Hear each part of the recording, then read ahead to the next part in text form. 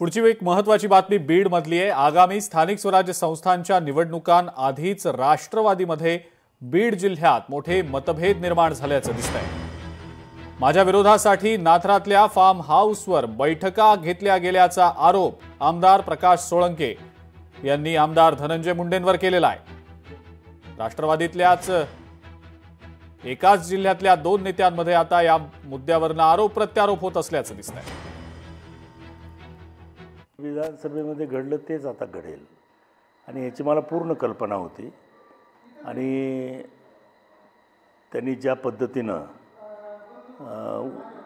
दोन उमेदवार माझ्या विरुद्ध उभे केले होते विधानसभेला, त्याच पद्धतीनं ते आता आडकाठी करण्याचा प्रयत्न करतायत। त्यांचे इथले काही जे काही राजकीय संबंधित आहेत किंवा माझे विरोधक आहेत, त्या विरोधकांच्या आणि त्यांच्या बैठका होत आहेत आणि त्याची संपूर्ण चर्चा माझ्या मतदारसंघामध्ये आहे। मी आधीच कल्पना दिलेली पक्षश्रेष्ठीनं अजितदादांना स्वतः भेटून की असं पुढं घडणार आहे आणि ह्यांचा विरोध होणार आहे। संपूर्ण जिल्ह्यात अनेक मतदारसंघात त्यांचा विरोध होणार आहे।